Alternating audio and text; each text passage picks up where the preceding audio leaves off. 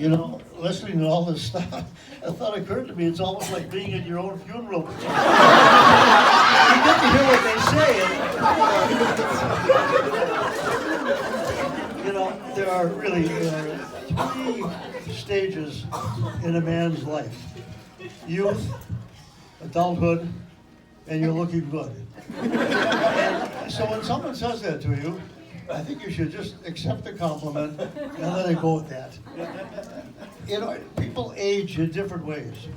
Some people age gracefully, gradually, and with other people, there's a kind of a defining moment when they know that they're over the hill. That's pretty much what happened to me, and I'm going to share that moment with you. It happened when I was watching a movie starring Julie Christie, gorgeous woman. And the scene was in a bedroom. There was a bed, and in the bed there was a handsome guy with a sheet pulled up to his waist. And there she was in all her beauty, wearing a see-through black lacy bra, black lace pants, thigh-high black stockings supported by a garter belt, black 4-inch heels. And she's standing there with one foot on the chair, one foot on the floor, and she's got a bunch of black grapes, and she's taking one grape off at a time, and she's sucking on it and biting it, sucking on it and biting it. And as I watched, I said to myself, boy, those grapes look good.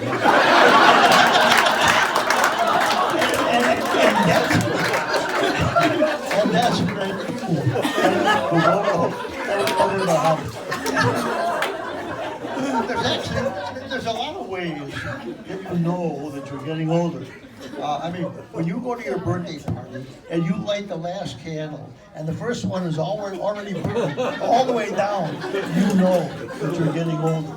I mean, there's so many ways that you get these little telltale things. And the beauty about it all is that as you get older, you learn things. You know, it's like that guy in the commercial that we see. You know, we know a thing or two because we've seen a thing or two. That's what happens with us. For example, we know that we don't have to do drugs. All we have to do is get up from a chair fast. We get the same feeling.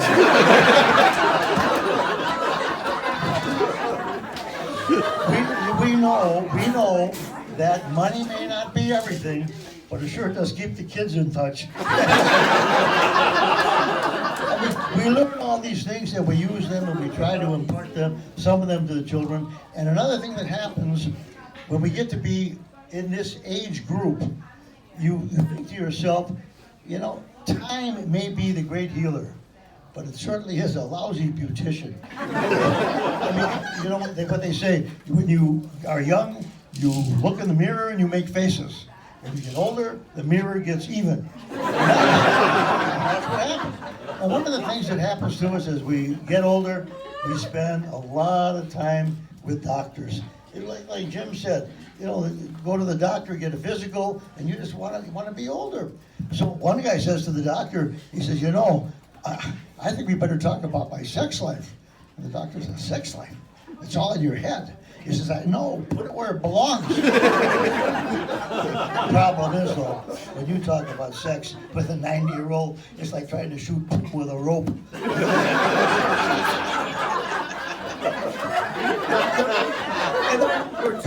Give a good example. Two guys are talking, and one guy says, how are you feeling? And the other one says, I feel fine, and it's got me worried. I said, why? He says, a lot of people who get sick start out feeling this way. We'll talk about that in a second. So that one said, you think you got something to worry about? I went to my doctor, and he told me to take these pills for the rest of my life. He says, what's wrong with that? He says, you only gave me 4. You know, I could keep doing this. I love it.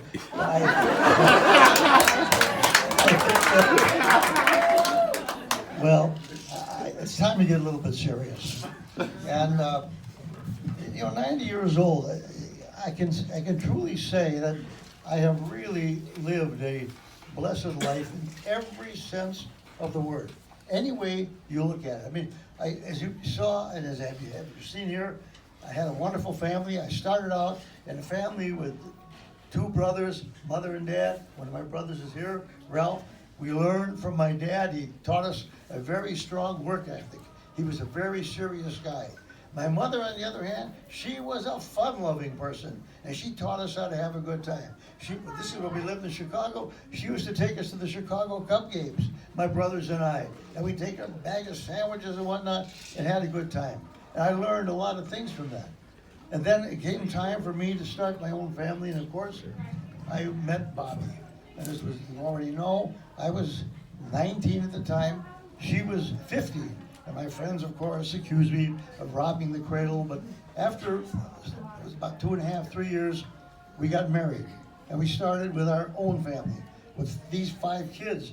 Well, not kids anymore, but they were at one time. And I had the opportunity to watch them, to go from little kids into teenagers, into young adults, into mature adults. Might want to forget some of the teenage years. That's another story.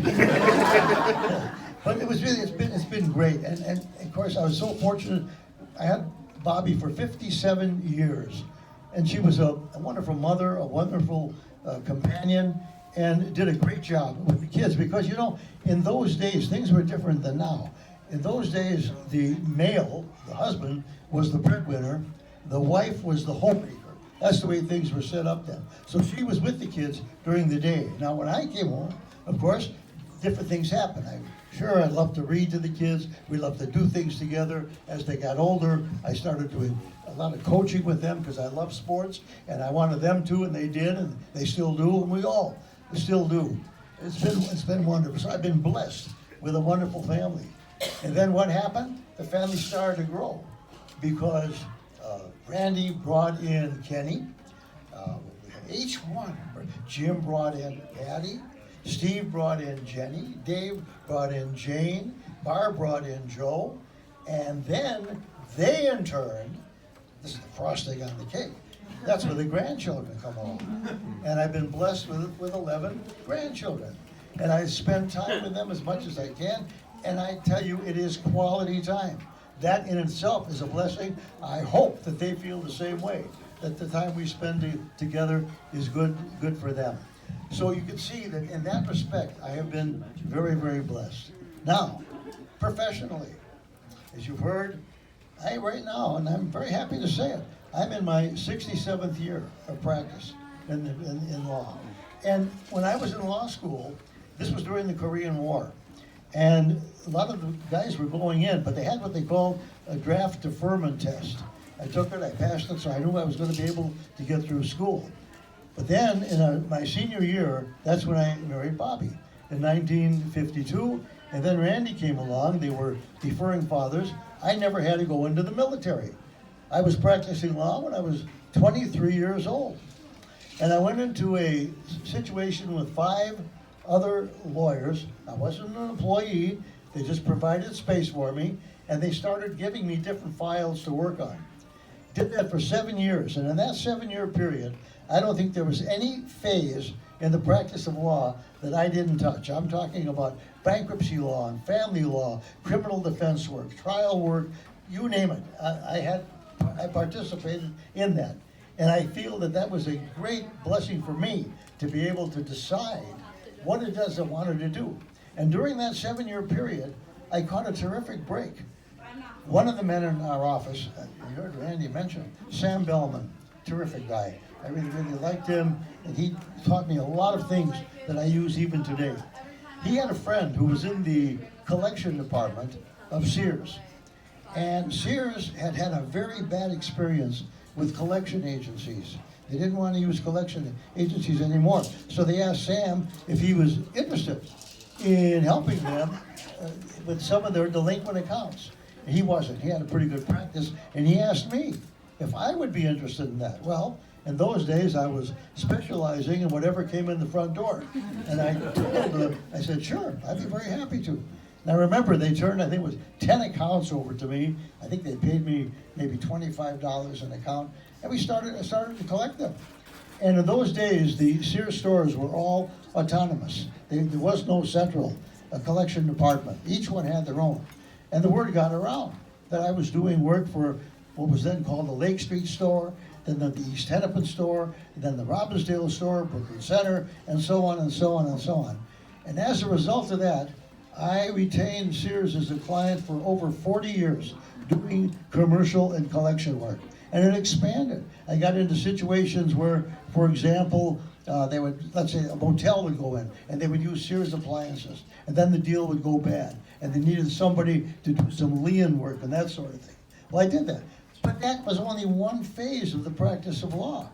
So what I wound up doing was, in effect, two practices of law, the commercial and collection, and then in 1961, formed a partnership with Bob Latz and Dick Sachs, bless his soul, terrific guy. And by that time, I knew what I wanted to do.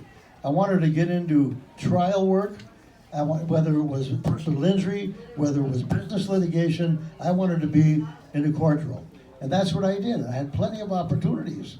As a matter of fact, we even did some product liability law, which I don't know, you probably don't know too much about that, but when products go bad.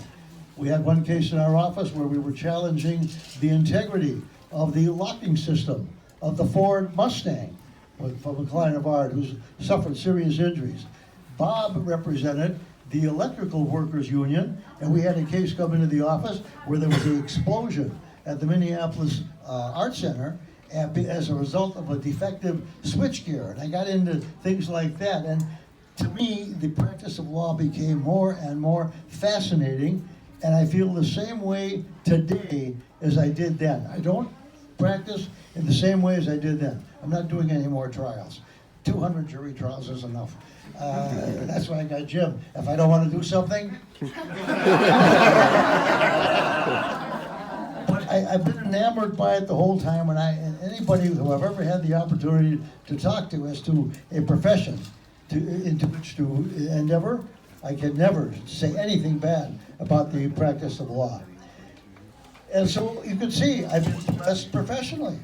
Okay, now financially, I've been able to maintain a pretty good standard of living. So I've got no complaints in that regard at all. As a matter of fact, I've often said that there's a lot of people in this world that have a lot more money than I have.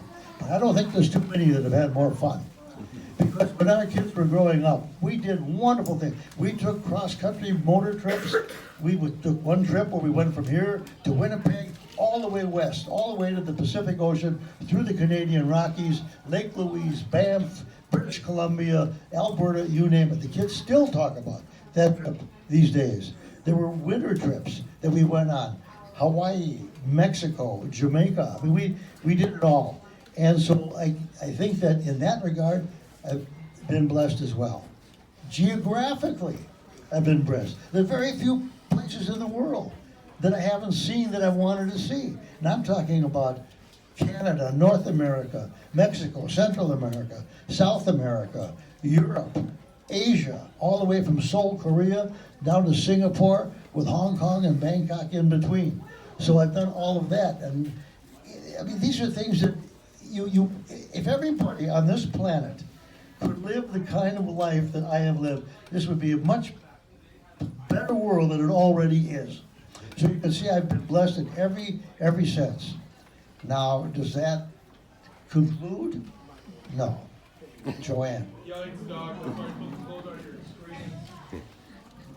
Joanne and I first met in 1947 when I came back to Minneapolis after having graduated high school in the January class in Chicago.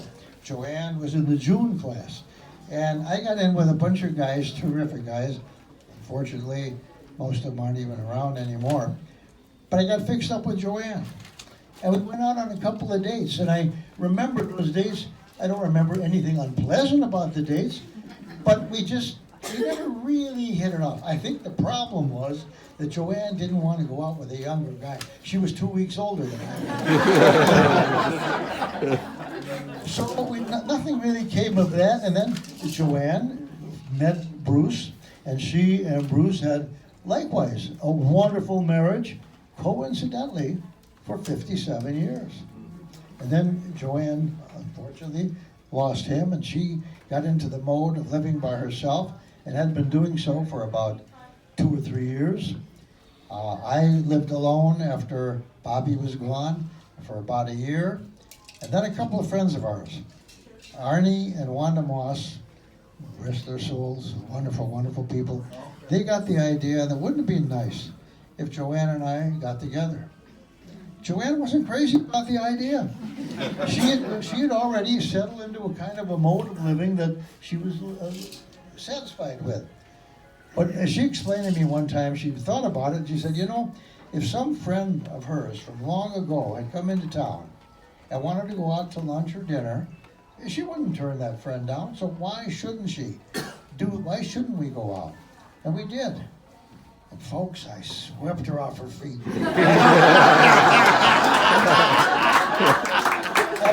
Actually, the truth of the matter is, we swept each other off our feet.